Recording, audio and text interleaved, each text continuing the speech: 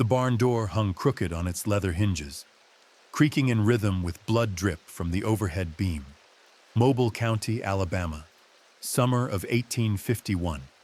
In the hay-strewn darkness, a white man named Thomas Crane lay split open like firewood. His skull cleaved so deep, the axe blade had lodged in the post behind him when Hester swung through. This is the story of how one enslaved woman turned hunter into hunted, and how her defiance carved itself into the psyche of an entire county. Hester stood in that barn doorway for exactly 7 seconds, long enough to see what her hands had done, not long enough for regret. The axe handle was still warm where her palms had gripped it. Crane had followed her into the barn after evening chores, as he'd done before, his intentions written in the way he bolted the door behind them. But this time Hester had positioned herself near the woodpile. This time she'd made a choice that would cost her everything except her dignity. The plantation bell would ring for supper in 20 minutes. By then, she needed to be gone. Before we go deeper into what happened next, I want to know, where are you watching from right now? What time is it where you are? Drop a comment below and let me know. And if stories like this fascinate you, stories that have been buried in courthouse archives and whispered about for over a century, hit that like button and subscribe. Because what you're about to hear is the true account of the most extensive slave hunt in Alabama history.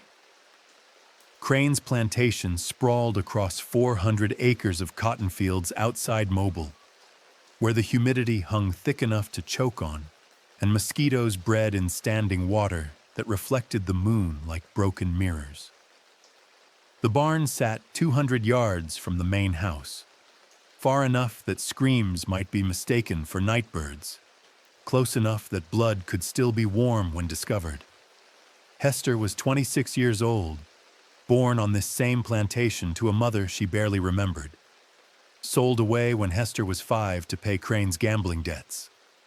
The parish records listed her simply as Hester, Negro woman, field hand, valued at $650.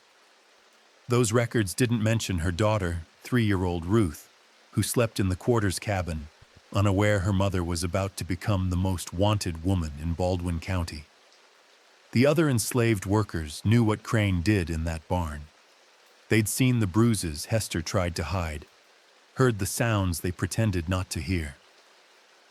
When Samuel the stable hand discovered the body at 7:32 that evening, drawn by the smell of voided bowels and the persistent buzz of flies, he stood frozen in the same doorway where Hester had stood.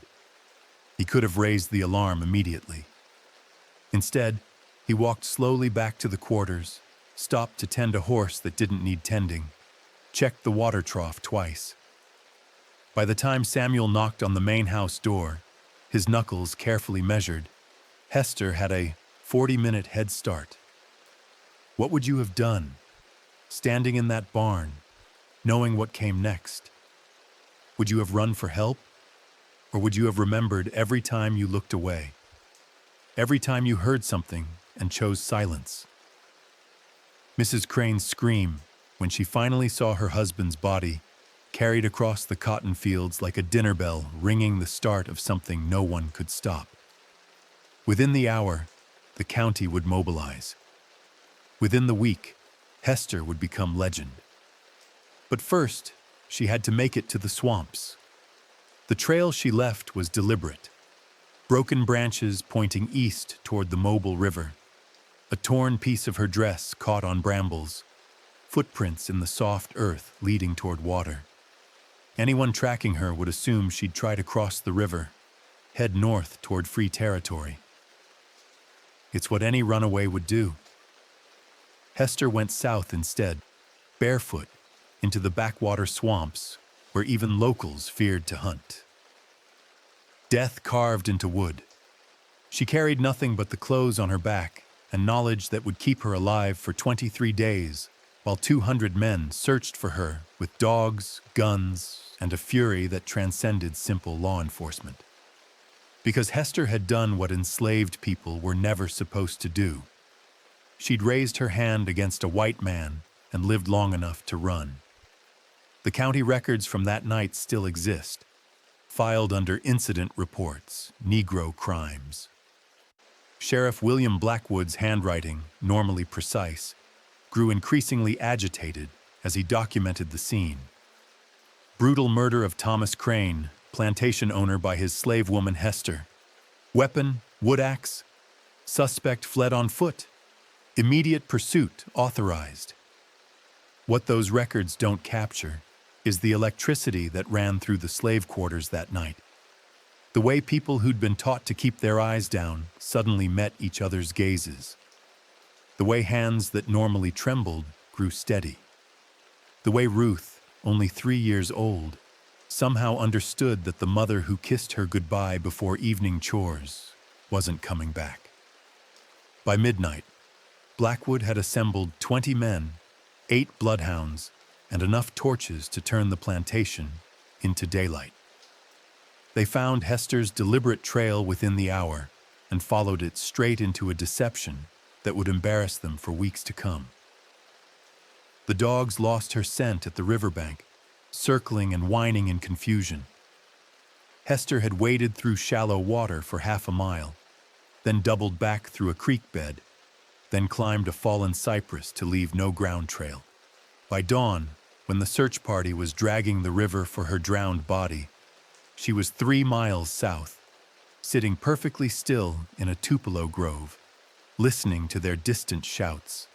She carved her first symbol that morning with a piece of sharp flint, a circle with an X through it, cut deep into the bark of a water oak.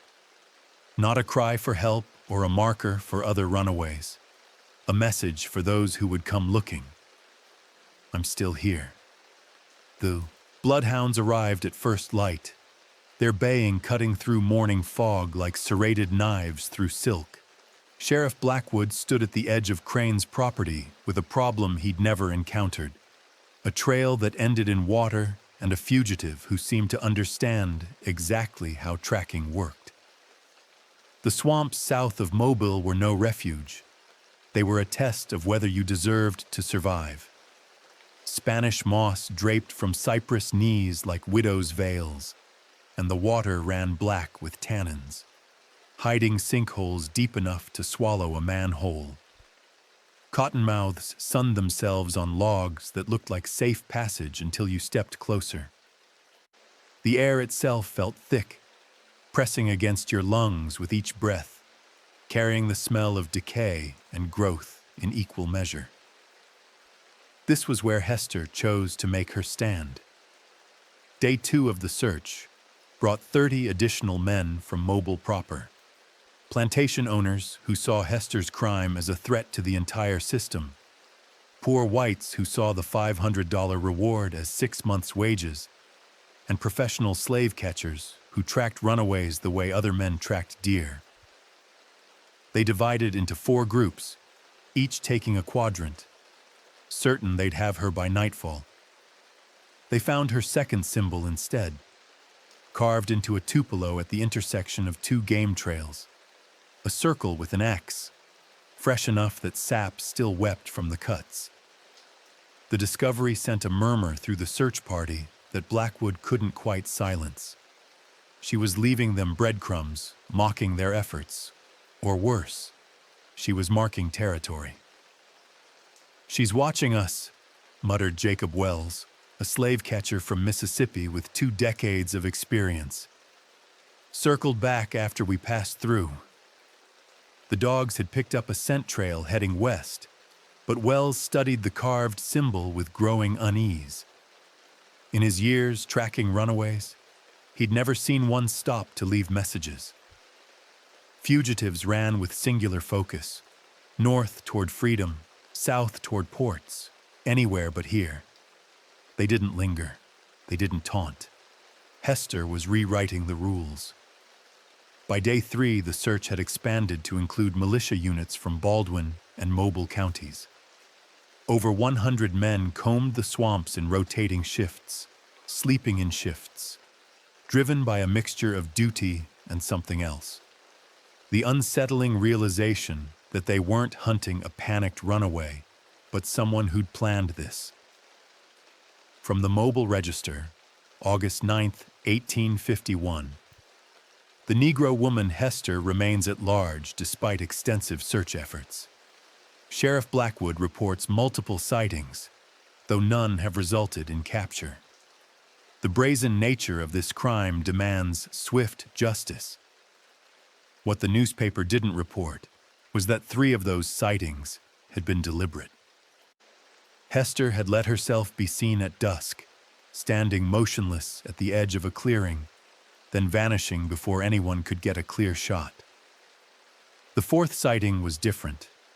A hunter named Peterson swore he'd cornered her in a hollow cypress, only to find the tree empty and another symbol carved inside, the circle and X, with 3 parallel lines beneath it. "She's got help," Blackwood insisted at the evening briefing.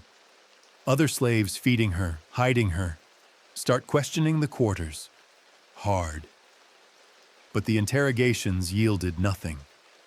Samuel the stable hand, who'd found Crane's body, maintained he knew nothing about Hester's whereabouts.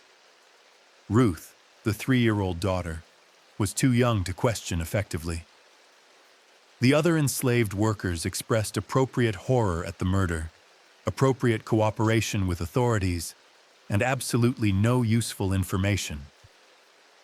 In the quarters that night, they whispered about the symbols. Some said it was African magic, protection marks from the old ways. Others claimed it was a signal for other runaways, a map only they could read.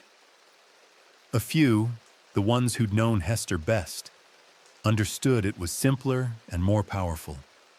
Proof she was still free. One woman hunted by hundreds. Day 7 brought the first serious injury to the search party. A deputy named Carson stepped into what looked like solid ground and sank up to his waist in mud thick as tar. By the time they pulled him out, he'd lost a boot and gained a terror of the swamps that would keep him from returning. 3 others had contracted fever from infected cuts. 2 had been bitten by water moccasins, surviving only through immediate treatment with whiskey and knife. The swamp was extracting its toll, and they still didn't have Hester. Wells, the professional tracker, began to suspect something the others hadn't considered. He'd been studying the symbol locations on a hand-drawn map, noting where each carving appeared relative to the search patterns. "She's not just hiding," he told Blackwood on day 9. "She's hurting us, leaving symbols where she wants us to go, steering us away from where she actually is." That night, Wells went into the swamp alone, moving with the silence of someone who'd learned to think like his prey. He avoided the obvious paths, the places where symbols had appeared, and pushed instead into the deepest, darkest sections where the water ran too deep to wade, and the trees grew so thick that noon looked like twilight. He found her camp just before midnight. Not much of a camp, really. A platform of woven branches wedged between 2 cypress knees, 6 feet above the waterline. Evidence of fire, carefully managed to produce minimal smoke. Fish bones, and on the largest tree trunk, carved deeply enough to last years, the circle and X with 7 parallel lines beneath it. 1 line for each day she'd been free. Wells stood in that clearing with his rifle ready, scanning the darkness, knowing she was close, knowing she'd seen him find her camp. He was the best tracker in 3 counties, and she'd led him exactly where she wanted him to go. "Hester," he called out, voice steady. "It's over. Come in peaceful, and I'll see you get fair treatment." The swamp answered, with cricket song and the distant splash of something sliding into water. Wells waited 5 full minutes, then 10, then carefully backed away, never turning his back on the darkness He'd found her camp, yes, but he hadn't found her, and somehow that felt like losing. When he returned at dawn with 20 men, the camp was gone, the platform dismantled, the fish bones scattered, every trace erased except the symbol carved into the tree. And beneath it, fresh that morning, a new carving, 8 parallel lines. She was counting the days of her freedom like a prisoner marking cell walls, except these marks were carved into their failure, not her captivity. How long could one woman evade an army? How long before hunger, injury, or simple exhaustion claimed what the search parties couldn't? The answer would redefine what people thought was possible and turn Hester from fugitive into something closer to myth, a ghost in the swamps who refused to be caught, refused to surrender, and refused to let them forget what she'd done or why she'd done it. By day 12, the reward had doubled to $1,000, and Thomas Crane's brother had arrived from Montgomery with a cold fury that made Sheriff Blackwood look merciful by comparison. James Crane was everything his dead brother had been, but concentrated, taller, harder, with eyes that assessed human value the way a butcher assessed livestock. He brought with him 6 men who specialized in what polite society called Negro discipline and what everyone else called torture. They set up operations in Crane's barn, the same barn where Thomas had died, and began systematic interrogations of every enslaved person on the property. Samuel the stable hand lasted 2 hours before he broke, not from pain, but from the screaming of others. She talked about the deep swamp, he gasped, blood running from his split lip. Said her grandmother knew plants there, roots that could heal or kill. Said the old ways still lived in places white folks feared to go. It was the first real intelligence they'd gotten, and it cost Samuel 3 broken fingers and a terror that would wake him sweating for the rest of his life. The search parties pushed deeper into sections of swamp where the water ran chest deep and the canopy blocked so much sunlight that moss grew pale and ghostly. They found more symbols, now appearing every few hundred yards, each with its count of parallel lines. 12, 13, 14. Hester was marking time like a calendar, turning her survival into a public ledger of their failure. On day 15, they found something else. A search party led by James Crane discovered a small clearing where the ground rose just high enough to stay dry. In the center sat a crude shelter, branches woven tight enough to shed rain, raised on a platform to avoid snakes. Inside, fish bones, turtle shells scraped clean, and a collection of roots and herbs arranged with deliberate care.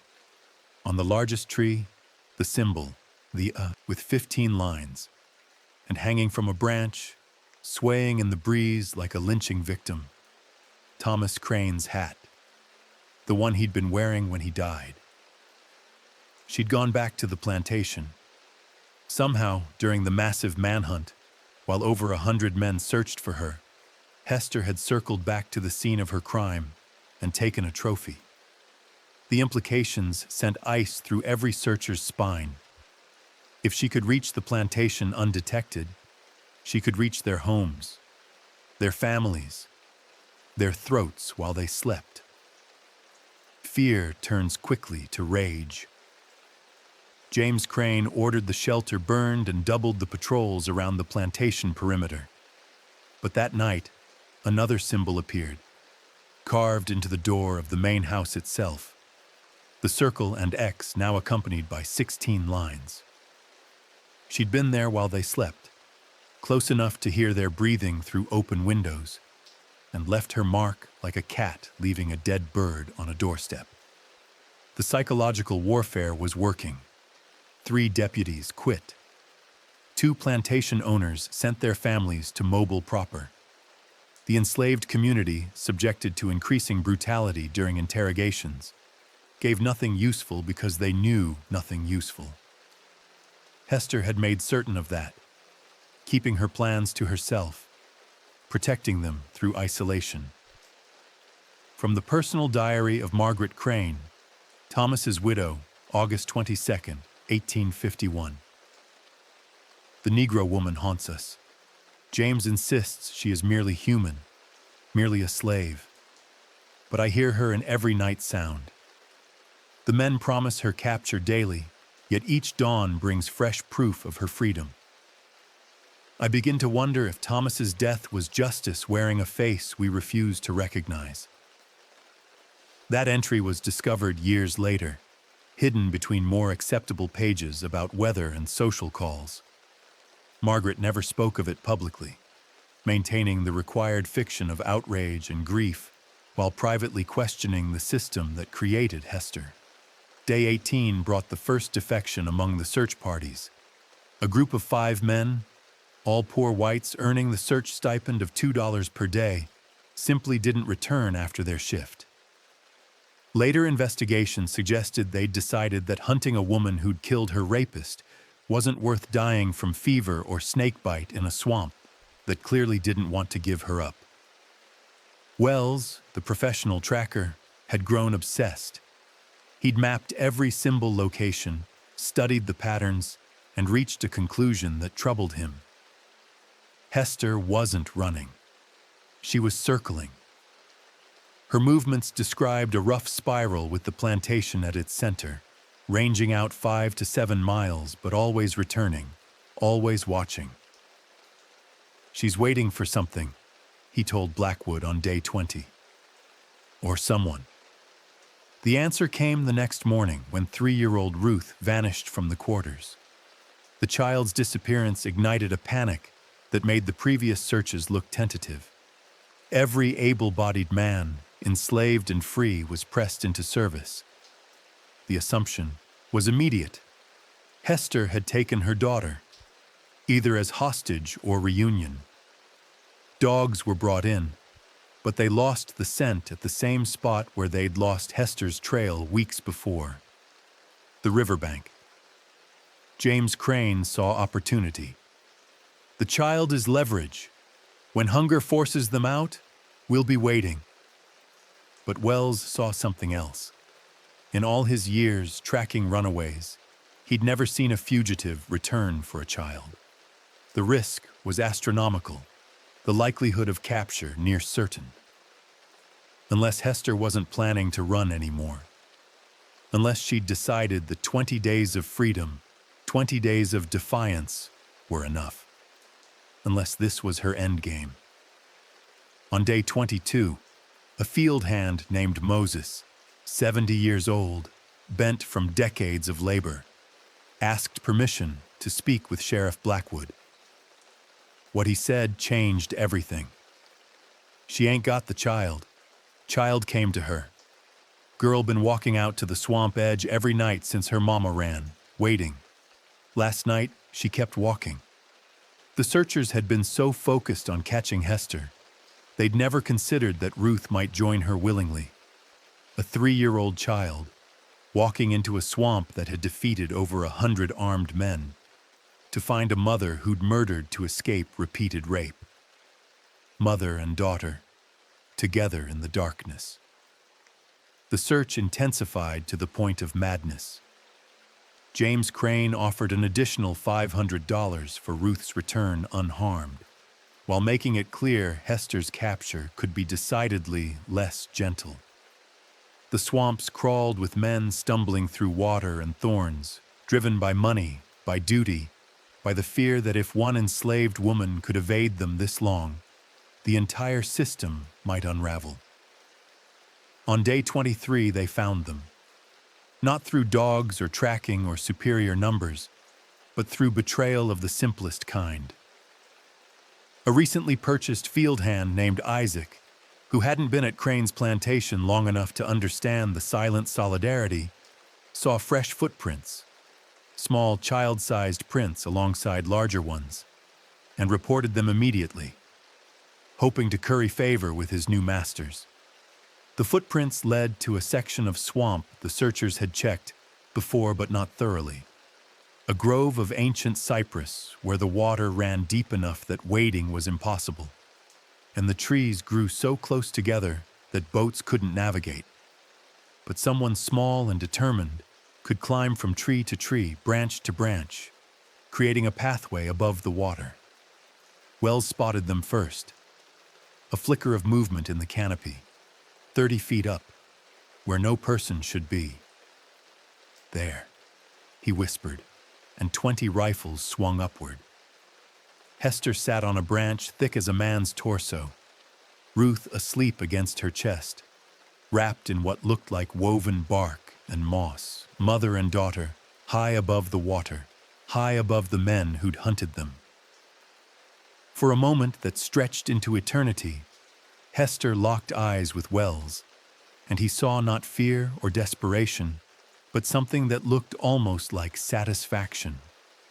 23 days, 23 carved symbols, 23 marks of defiance that would outlast everyone in that swamp.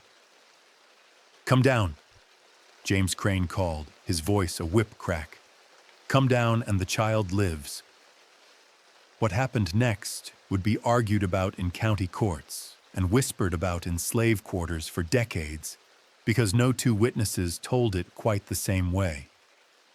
Hester descended slowly, one branch at a time, with Ruth clinging to her neck like a baby possum to its mother's back.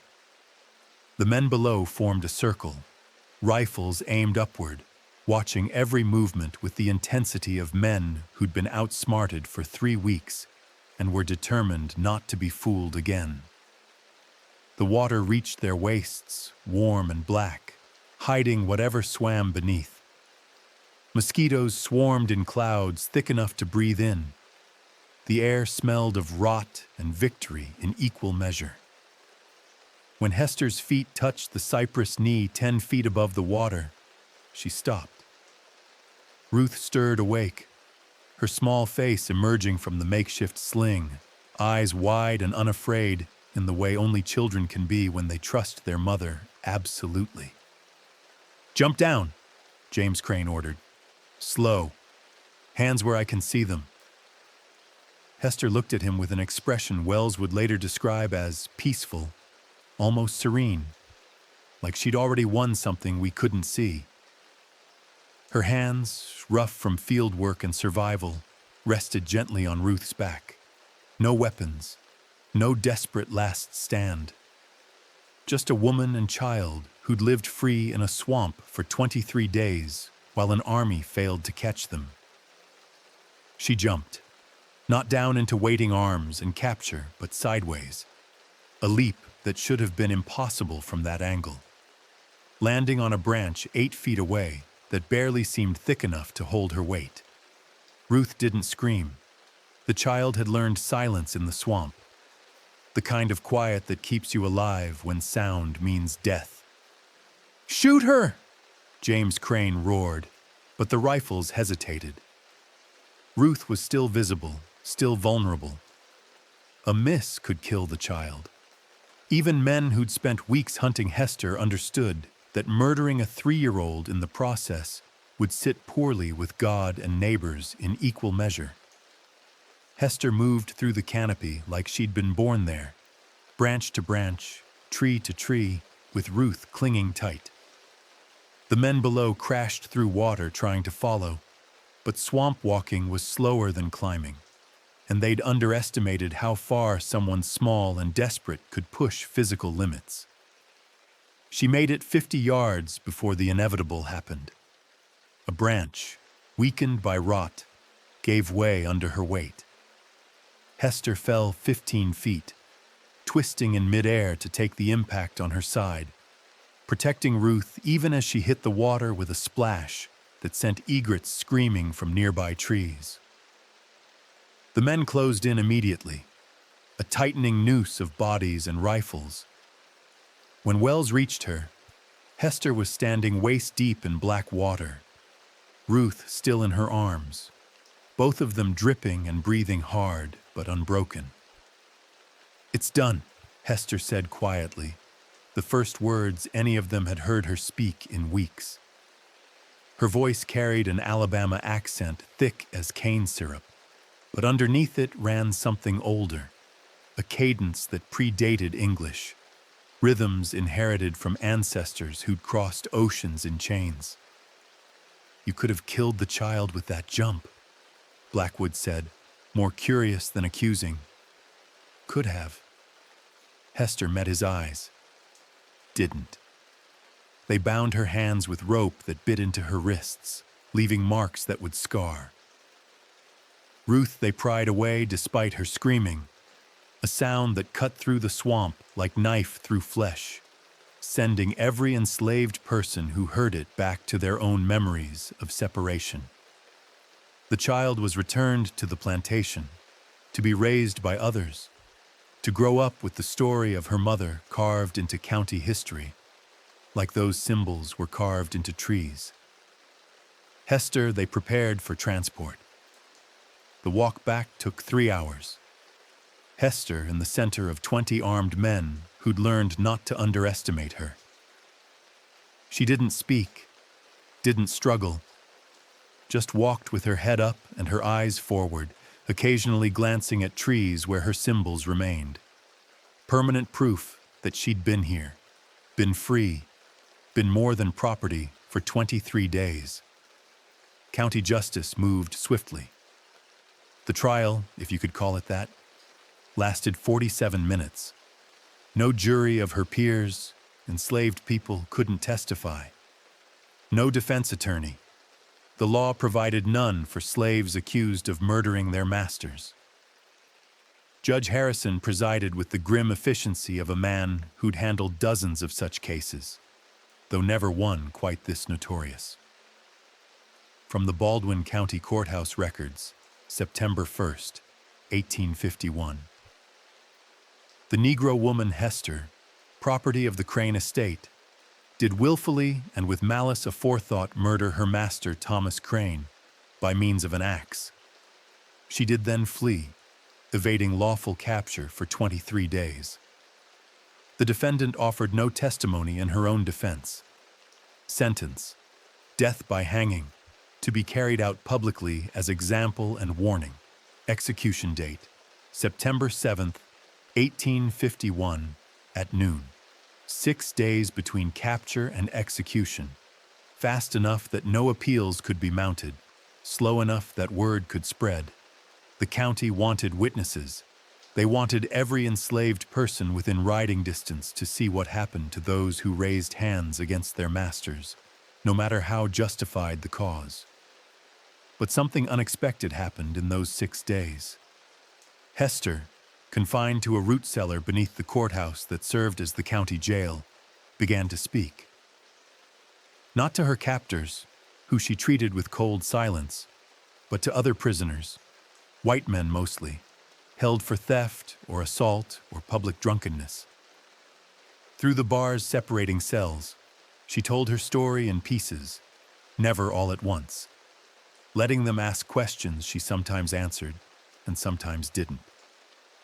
A prisoner named Dutch, awaiting trial for horse theft, wrote about it later in a letter to his sister. She talked about the swamp like it was holy ground, said her grandmother had been a healer in Africa, knew plants that could cure or kill, said she'd learned which roots to eat, which water to drink, how to move silent as air. Said those 23 days weren't running, they were living. First time in her life she'd woken up free, chosen her own path, decided her own fate. She said if she died on the gallows, she'd die having tasted what we take for granted. The letter was discovered in 1897, yellowed and water-stained, filed in a trunk of family papers.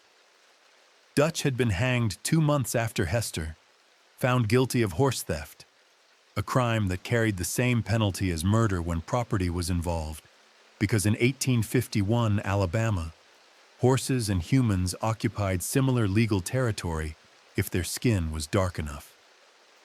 Word of Hester's impending execution spread like fever through the slave quarters of every plantation in Baldwin County. Whispers traveled through fields, kitchens, workshops. The woman who killed her master. The woman who lived free in the swamp. The woman who carved symbols that still remained. Marking time, marking territory, marking the landscape with proof of her defiance. James Crane wanted a spectacle, and he got one. Just not the kind he imagined. As September 7th approached, an atmosphere settled over Mobile County that felt like the pressure before a storm. Plantation owners increased patrols, locked food stores, watched their enslaved workers with fresh suspicion. Because if one woman could do what Hester did, could others? If she could evade capture for 3 weeks, could a coordinated group manage 3 months? 3 years? The execution was scheduled for noon at the courthouse square, a space large enough to hold the anticipated crowd. Carpenters built a gallows that dominated the square like an obscene monument. 12 feet high, with steps leading up to a platform where Hester would stand, a noose waiting like a patient snake. On September 6th, the night before her execution, Hester received one visitor who wasn't legally permitted. Ruth, smuggled in by a guard who'd lost his own daughter to fever the previous winter and couldn't bear the thought of a child not saying goodbye to her mother. No record exists of what they said to each other in those 20 minutes. The guard, a man named Porter, described it only once before dying. They held hands through the bars. Didn't cry, neither of them.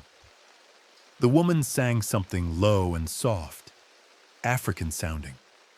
The child listened like she was memorizing it. When time came to take the girl away, she went quiet. But her eyes never left her mama. Some goodbyes ain't for recording.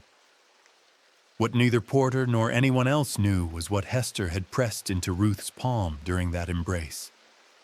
A small carved piece of cypress wood, no bigger than a coin, bearing the symbol she'd left throughout the swamp. The circle with an X and 23 parallel lines beneath it. 23 days of freedom, condensed into something small enough to hide, permanent enough to last.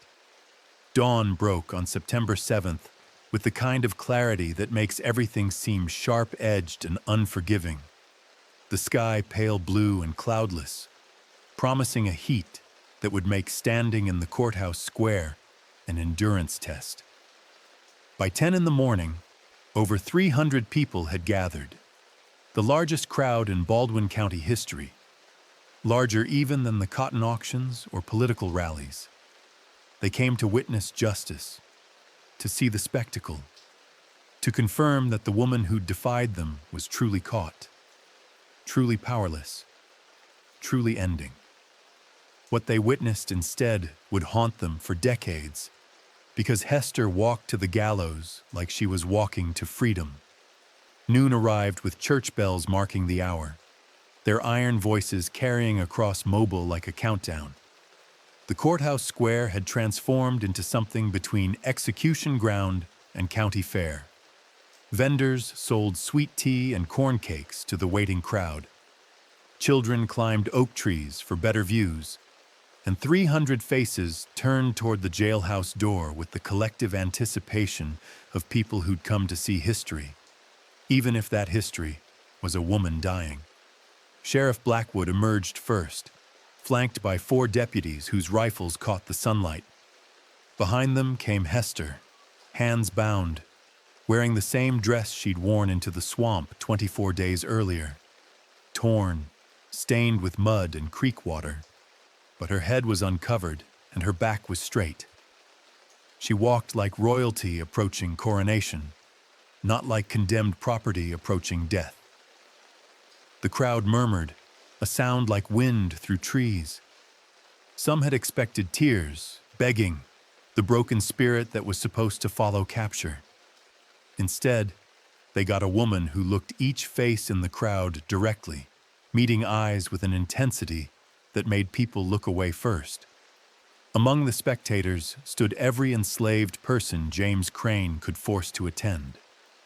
He wanted them to witness the cost of rebellion, wanted the image of Hester's hanging body to haunt their dreams and kill any thoughts of similar resistance. They stood in a segregated section, silent and still, but their eyes tracked Hester's progress with an attention that transcended curiosity. The gallows steps creaked under her weight. 12 steps up to the platform where the noose waited like an accusation. Hester climbed them without assistance, without stumbling, counting each step under her breath in a language only a few of the oldest enslaved people recognized. Yoruba, her grandmother's tongue. Numbers that connected her to ancestors who'd crossed oceans and survived worse than hanging. At the top, the hangman, a professional brought from Montgomery because local men had refused the job, fitted the noose around her neck with practiced efficiency.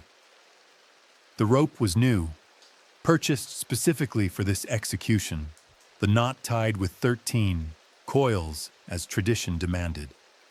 It scratched against her skin like judgment itself. Judge Harrison stepped forward to read the formal sentence, his voice carrying across the square with the authority of law and custom.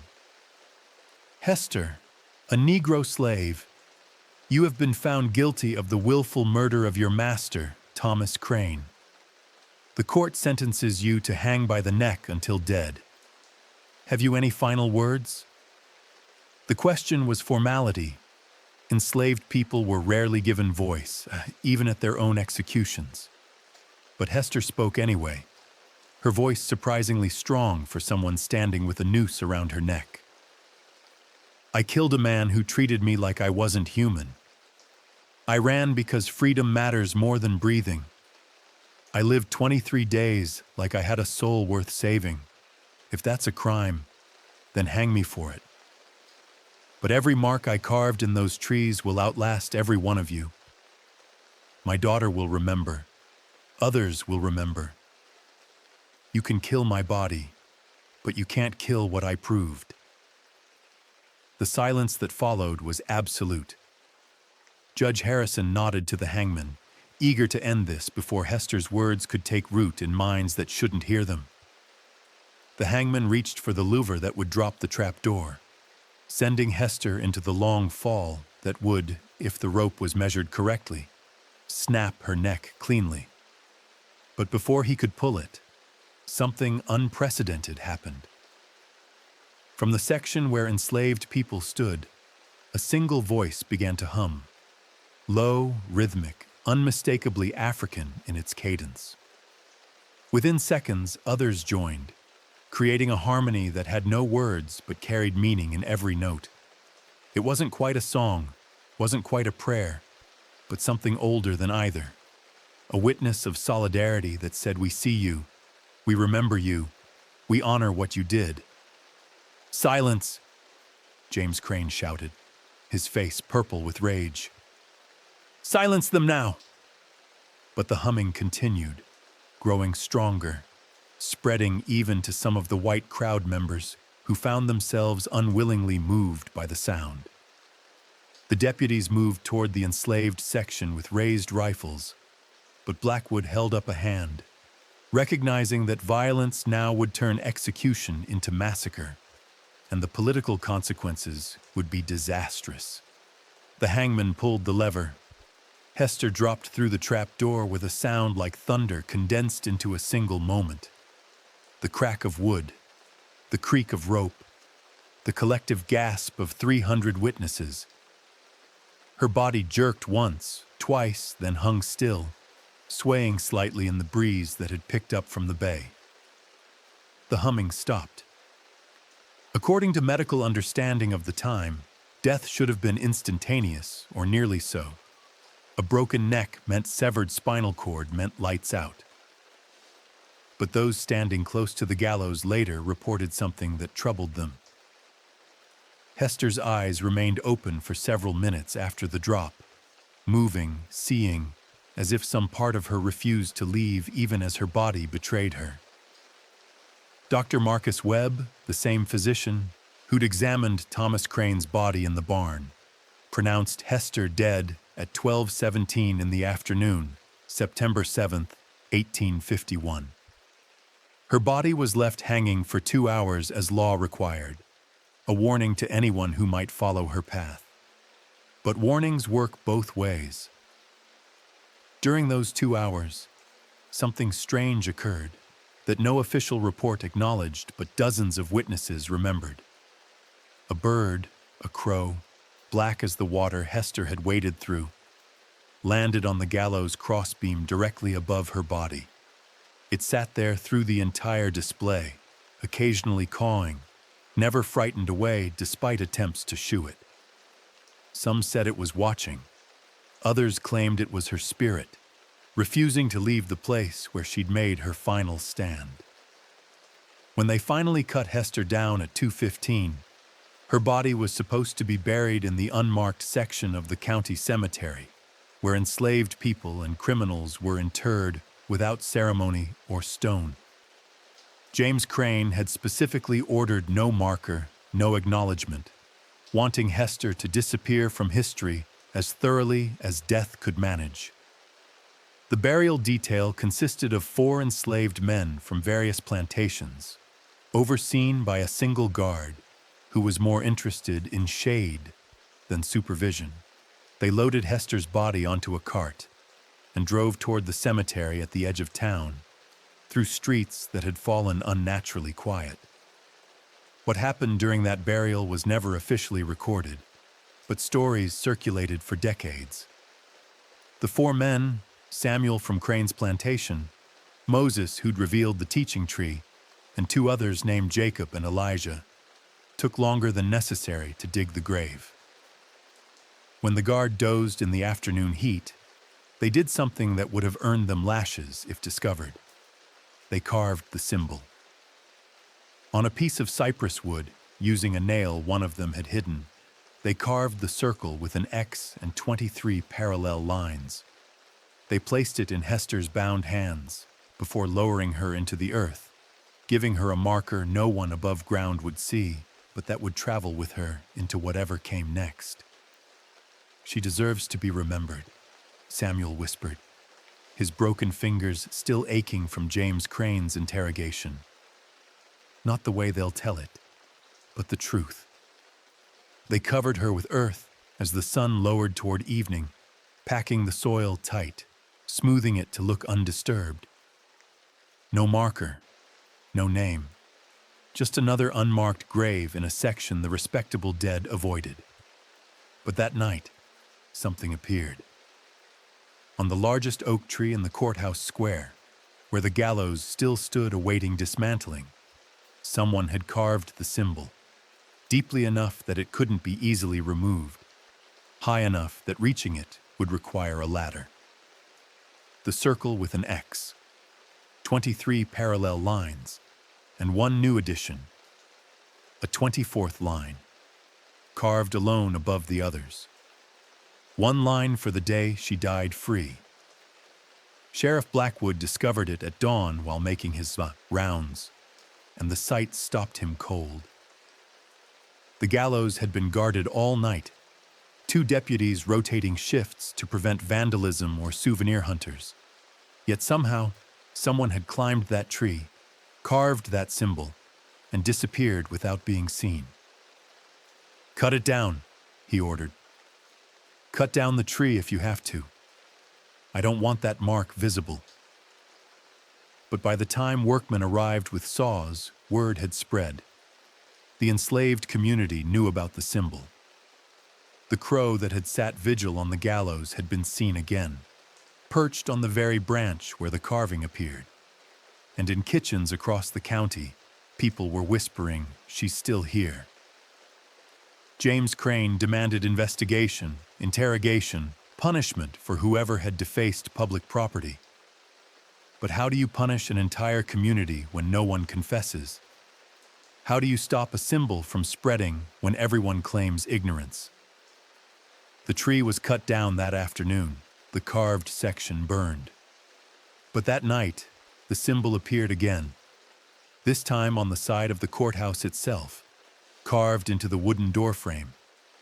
Then on the barn where Thomas Crane had died. Then on 3 different trees along the road to Mobile proper. Hester's execution was supposed to end the story, close the book on her defiance, restore order through terror and finality. Instead, it had turned her into something more dangerous than a living fugitive, a dead martyr whose symbol kept multiplying, whose story kept spreading, whose 23 days of freedom inspired conversations in quarters where such conversations had been whispered suicide. The county tried to contain it, to suppress the symbol's spread through threats and punishment, but symbols obey different rules than people, and dead martyrs can't be intimidated into silence. Within 2 weeks of Hester's execution, the symbol had appeared in 17 locations across Baldwin County, each carving discovered at dawn like evidence of a ghost's nocturnal work. The pattern defied explanation. Carvings appeared on trees near plantation houses, on fence posts along county roads, on the wooden sides of cotton gins and tobacco barns. Always the same, the circle with an X, the 23 parallel lines, and now frequently the solitary 24th line above them. Someone, or multiple someones, was ensuring Hester's mark became permanent geography. Sheriff Blackwood instituted night patrols, but the county was too large and the enslaved population too distributed to monitor effectively. For every symbol they discovered and erased, 2 more appeared elsewhere. It became a losing battle against multiplication, against an idea that had taken root deeper than any tree. James Crane's response was predictably brutal. He ordered increased discipline across his plantation, reduced rations, longer work hours, random searches of quarters looking for carving tools. Other plantation owners followed suit, creating a wave of collective punishment meant to crush whatever underground movement was spreading the symbol. But collective punishment has a way of creating the very solidarity it seeks to destroy. On September 23rd, exactly 16 days after Hester's execution, something unprecedented occurred at the Turner Plantation, 8 miles south of Mobile. The entire enslaved workforce, 37 people, stopped working at noon and stood silent in the cotton fields for exactly 23 minutes. No violence, no property damage, just stillness where there should have been motion, silence where there should have been the sounds of labor. When the overseer demanded explanation, threatening whips and worse, an elderly woman named Abigail spoke for the group. "We're remembering someone who deserved remembering. That's all. We'll return to work now." And they did, leaving the overseer with nothing actionable. You couldn't legally punish people for standing still, for being silent, for remembering. But everyone understood what had happened. A work stoppage, coordinated and deliberate on a scale the county had never witnessed. And it had lasted exactly 23 minutes, one for each day Hester had lived free. The act of remembrance as rebellion. From a letter between plantation owners, September 25, 1851. The Negro problem has worsened since the execution. Rather than serving as deterrent, the hanging woman has become martyr to their cause. Symbols appear nightly. Work slowdowns are reported across 3 counties. Recommend state intervention before situation deteriorates further. But state intervention was complicated by an uncomfortable truth that no one wanted to acknowledge publicly. Hester had killed a man who was raping her. The law might define her as property without rights, but human conscience operated by different mathematics. Even among whites, Whispers circulated about whether Thomas Crane had gotten what he deserved, whether the real crime was the murder or what necessitated it. Dr. Webb, who'd witnessed both Crane's body in the barn and Hester's execution in the square, found himself increasingly troubled by his role in events. His medical examination had confirmed arsenic poisoning. Wait, no, wrong story. His examination had confirmed the axe wound that killed Crane, the brutality of the blow, the precision of someone who knew exactly where to strike. But he'd also examined Hester's body after the hanging and found evidence of old injuries.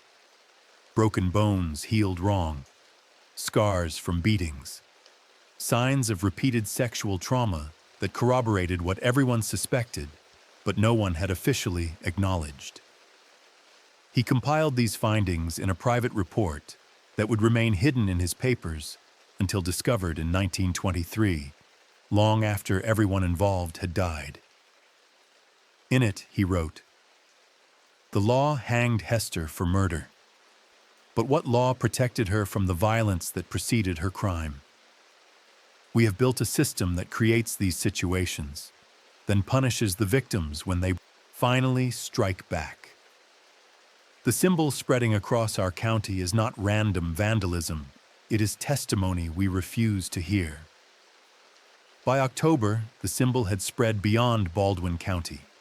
Reports came from Mobile proper, from counties to the north and east, even from Mississippi and Georgia, where enslaved people somehow learned the story and adopted the mark as their own. It became a kind of secret language, a visual whisper that said, "We see you, we remember, we know what happened and why it mattered." Plantation owners responded with increasing paranoia. Some banned all carving tools from slave quarters. Others instituted inspections, searching for any piece of wood or bark that might bear the symbol. A few resorted to torture, trying to beat information out of people who genuinely knew nothing beyond what everyone knew: that Hester had existed, had killed, had run, had been caught, and now refused to stay dead. The most effective symbol isn't truth or fiction, but both. Ruth, Hester's daughter, grew up in this atmosphere, raised by others after her mother's execution, old enough to remember the swamp days, but young enough that memory blurred with legend. She kept the carved piece of cypress her mother had pressed into her palm during their final meeting, hidden in places that changed as she grew older, under floorboards, in the stuffing of a rag doll, eventually sewn into the hem of her dress. She learned to carve by watching others, practicing in secret with stolen tools, until her hands could reproduce the symbol from memory. By age 7, she'd added her own marks to 3 trees near the plantation boundary, small enough that casual observers missed them, but visible to those who knew what to look for. From the diary of a traveling minister who visited Baldwin County in 1853, 2 years after Hester's execution, the local planters speak of a symbol problem as if it were locusts or blight. I saw the markings myself, crude but persistent, appearing on structures throughout the county. The Negroes claim ignorance when questioned, but I observed how their eyes track to these symbols when they pass. How hands sometimes trace the pattern in air or dirt when they think no one watches. It functions as memorial and message simultaneously, keeping alive a story the authorities wish forgotten. The authorities tried everything short of mass execution to stop the spread. Rewards for information, punishments for possession of carving tools, public destruction of any wood bearing the symbol. But each erasure only strengthened the symbol's power, proving that the authorities feared it enough to fight it, which meant it mattered. By 1854, the symbol had evolved. Some carvings added elements, additional lines, variations on the circle and X, personal touches that customized the basic pattern while maintaining recognizability. It became less a single fixed image and more a visual vocabulary, a way of marking presence and resistance that required no literacy, no formal organization, no leadership that could be arrested. Wells, the tracker who'd almost caught Hester multiple times in the swamp, retired from slave catching in 1855. In a rare moment of candor with a newspaper reporter decades later, he explained why. "I'd been tracking runaways for 20 years, caught hundreds of them, but Hester was different. She wasn't running from something. She was running toward something. Freedom, yes, but also dignity. And when they hanged her, she won. Because now her mark is everywhere, and every time someone carves it, she's free again for that moment. You can't catch that with dogs." The symbol outlasted James Crane, who died in 1859 of a stroke, his final years marked by increasing paranoia about slave uprisings that never quite materialized, but felt constantly imminent. It outlasted Sheriff Blackwood, who left Alabama in 1862 as the Civil War made slave catching obsolete. It outlasted the entire institution of slavery itself, though the symbol's meaning evolved as context changed.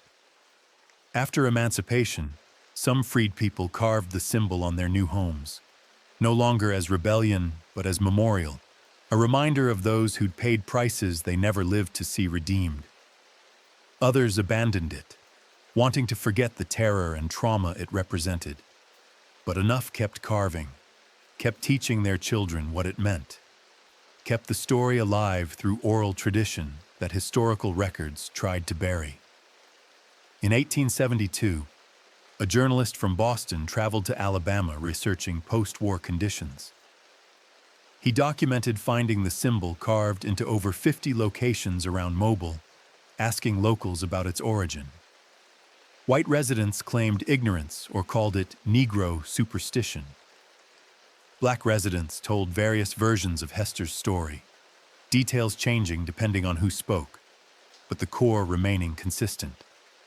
A woman who chose death over continued rape, who lived free briefly, who died unbroken, whose memory refused erasure.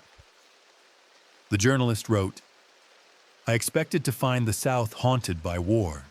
Instead, I found it haunted by stories war couldn't erase. Like this symbol appearing across the landscape, testament to a woman whose name the authorities tried to forget, but whose mark proves more permanent than their laws." Ruth lived until 1903, dying at age 55 in a small house outside Mobile that she'd purchased with money saved from laundry work. On the day she died, her granddaughter, also named Hester, found the carved piece of cypress that had passed mother to daughter. The original symbol carved by hands that had killed and run and been hanged, but never surrendered. The granddaughter kept it, adding her own carving to the back. The circle and X, but with 52 lines beneath it. One for each year her grandmother Ruth had lived free after emancipation. One for each year of a life her great-grandmother Hester had made, possible by refusing to accept her designated fate.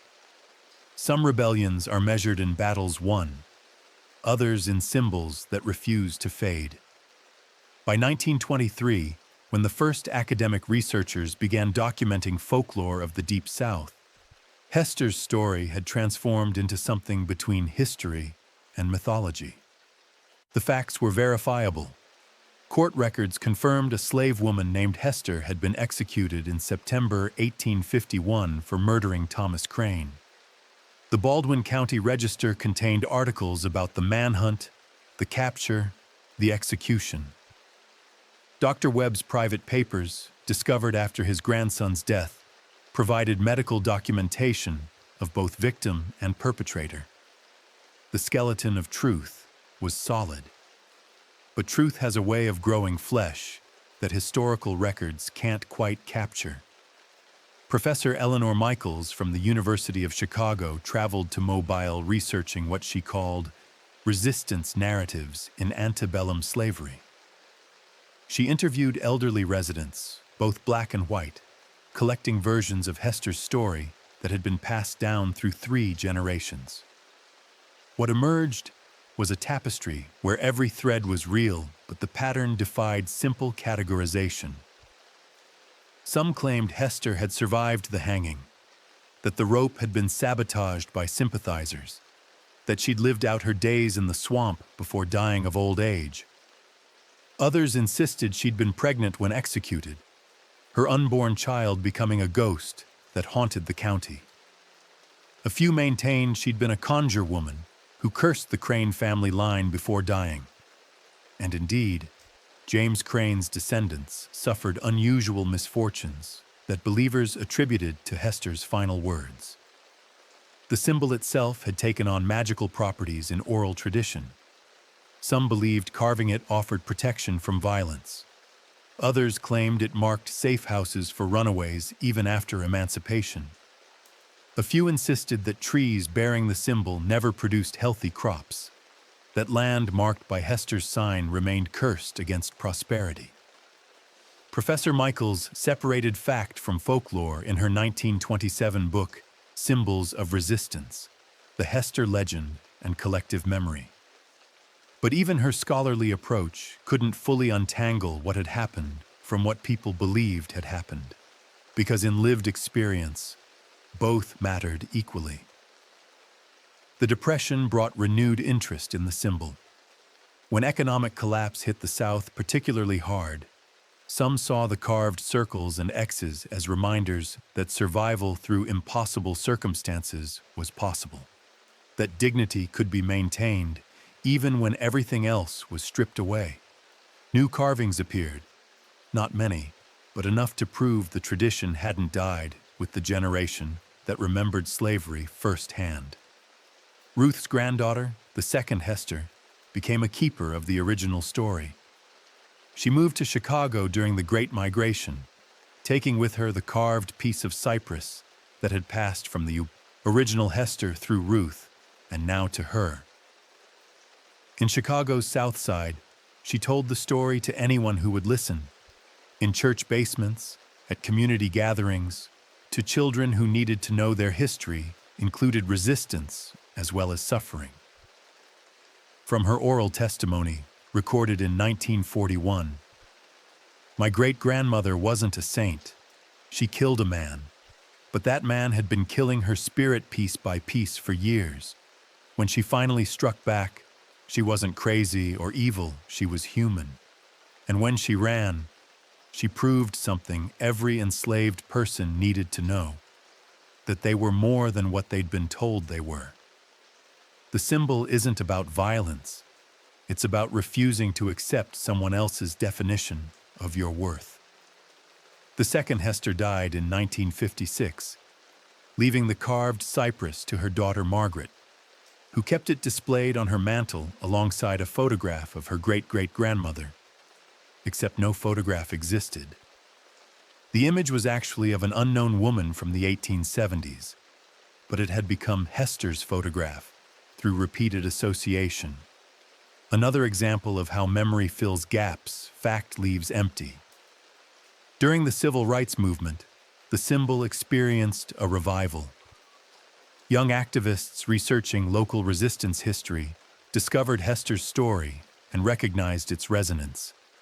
Here was a woman who'd refused to accept injustice, who'd paid the ultimate price but maintained her humanity through the process, whose legacy outlasted those who tried to erase her. The story fit the moment perfectly. In 1963, during the height of tensions in Alabama, someone carved a massive version of Hester's symbol on the side of a Montgomery courthouse, 20 feet tall, visible from blocks away. Police never identified the artist, though they suspected it was multiple people working in coordinated shifts. The carving was painted over within days, but photographs circulated, and the image entered the iconography of resistance alongside more famous symbols. A movement needs myths as much as facts.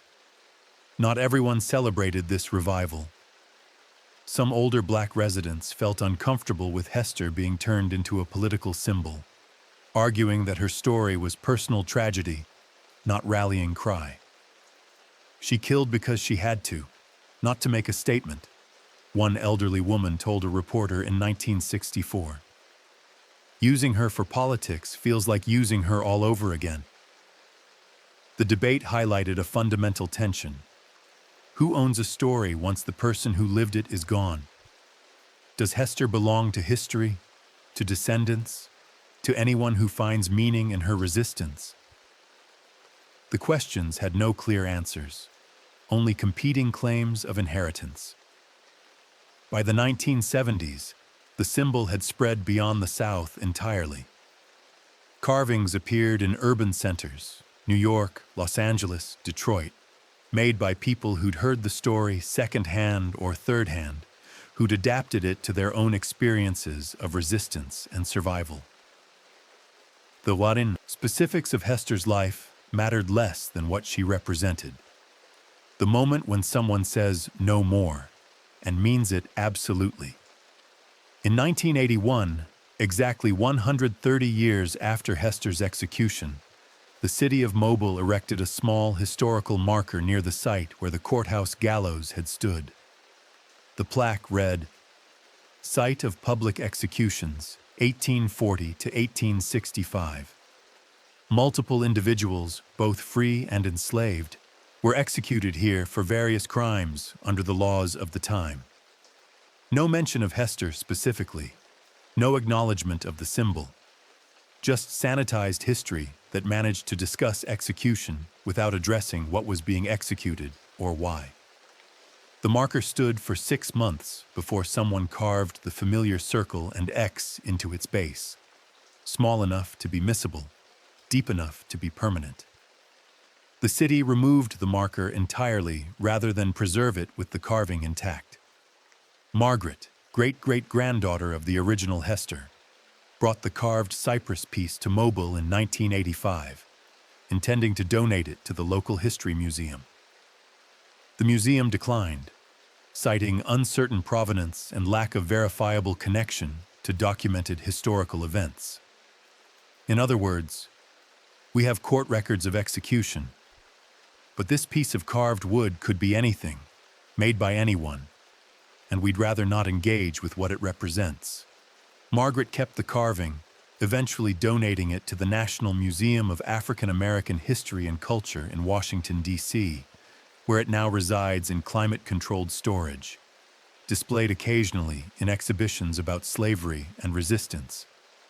The placard beside it reads, "Carved Symbol, circa 1851. Attributed to Hester, enslaved woman executed for killing her enslaver. Symbol reportedly spread throughout Alabama and beyond as form of memorial and resistance. Reportedly.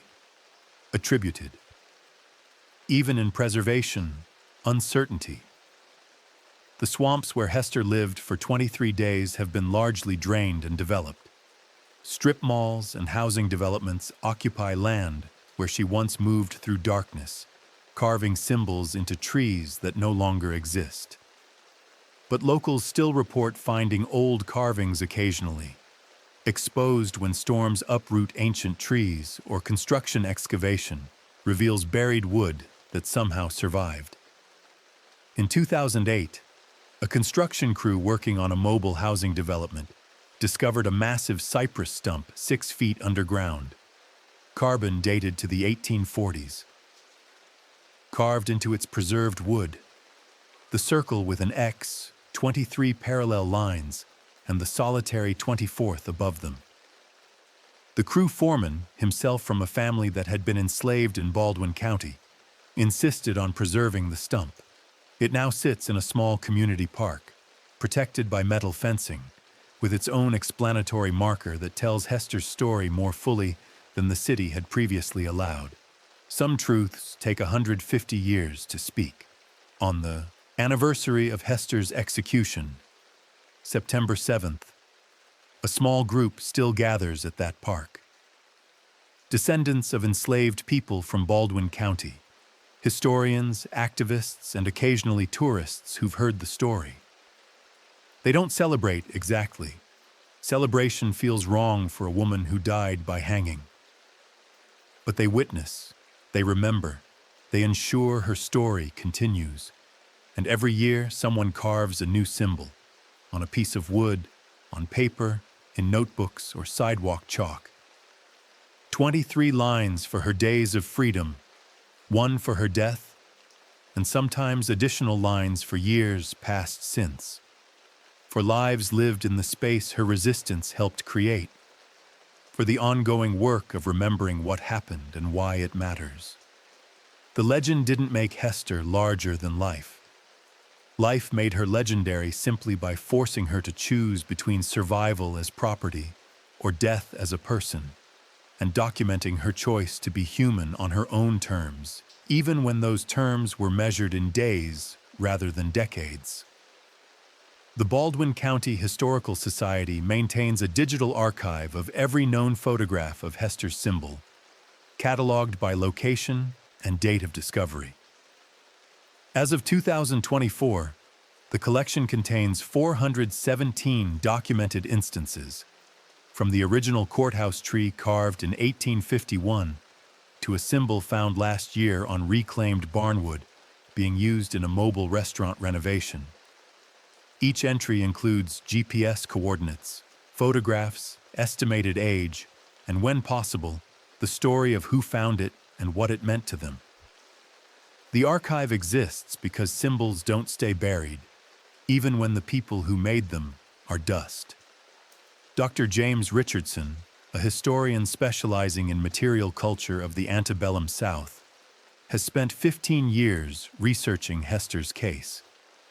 His forthcoming book argues that the symbol's spread represents one of the earliest examples of viral communication in American history, an idea that replicated itself across geography and time without central coordination, powered entirely by human need to remember and resist. Hester carved 23 symbols during her time in the swamp, Richardson explains in his draft manuscript.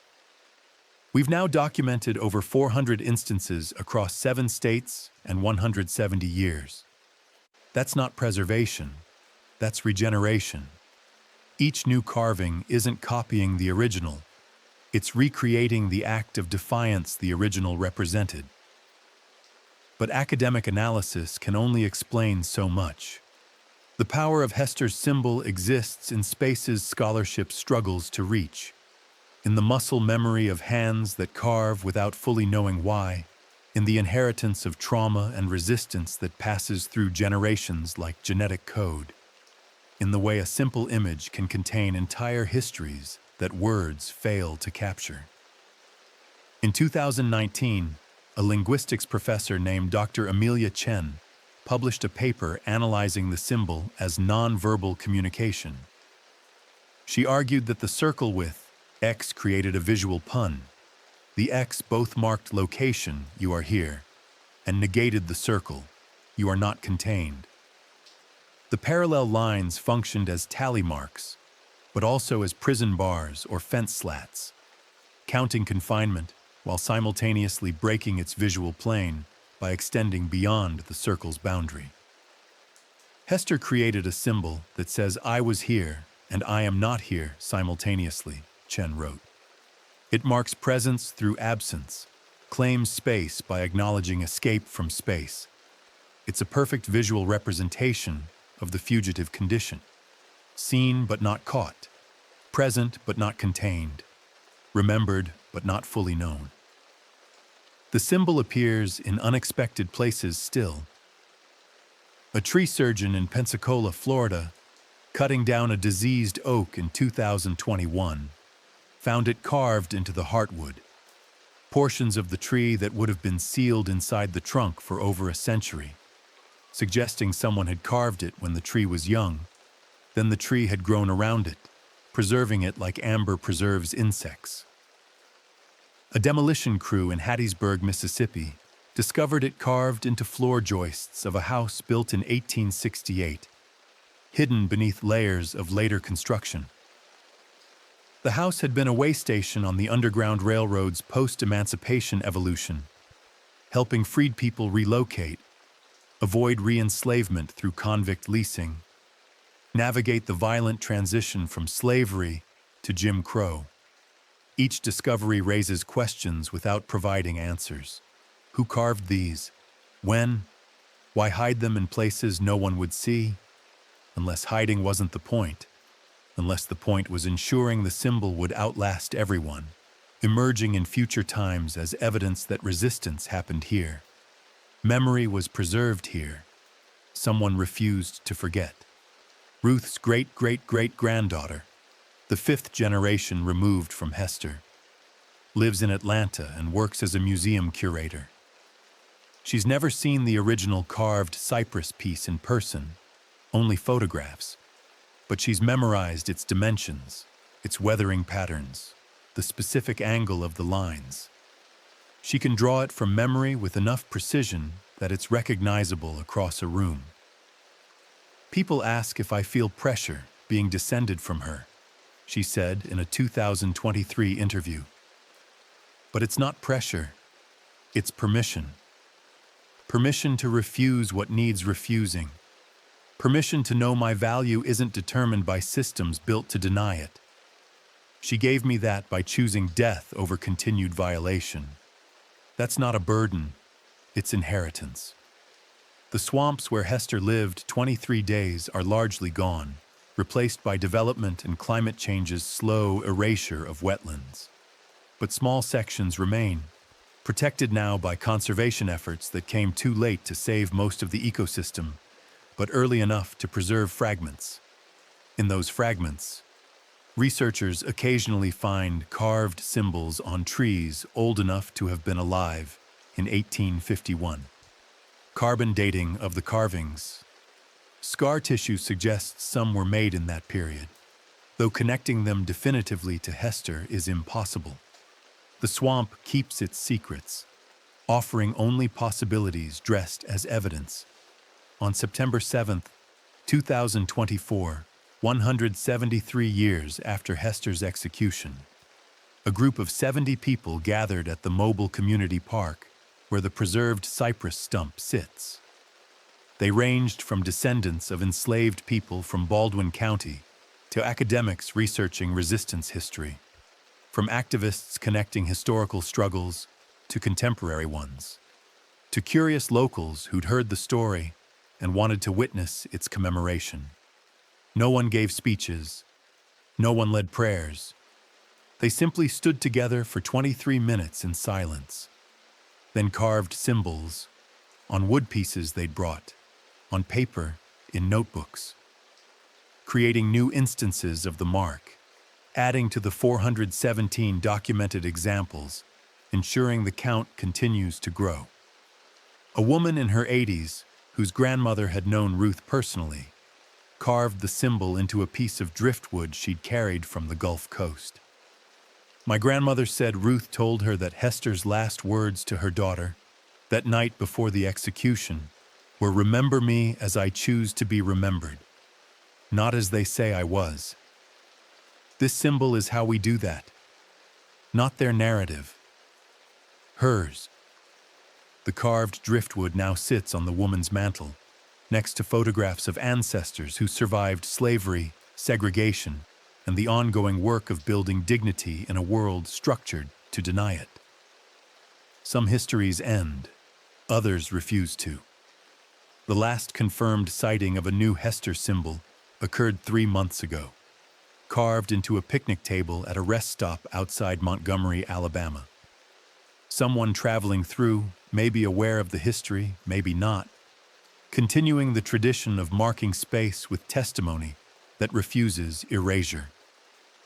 The circle with X, 23 lines, the solitary 24th above them, and below, carved in smaller letters, still here. Hester died September 7, 1851, on a gallows in Mobile, Alabama, executed for killing the man who repeatedly raped her, remembered for refusing to die quietly or let her story be buried with her body. She lived 26 years as an enslaved person and 23 days as a free woman. And somehow those 23 days expanded to fill the space of multiple lifetimes, becoming inheritance that passes through generations like a promise kept in wood grain and memory. Death carved into wood becomes life refusing to fade. Even now, somewhere in Alabama, someone who's heard the story is carving the symbol, adding to the count, adding to the testimony, adding to the collective refusal to let certain truths be forgotten. The wood will outlast them. The symbol will outlast the wood. And the story will outlast them all, because some rebellions don't end when the rebel dies. They multiply in the telling, spreading like roots through soil that tries to remain barren but can't quite kill what grows determined in darkness. We're only scratching the surface. The next case is even darker. Subscribe before it drops.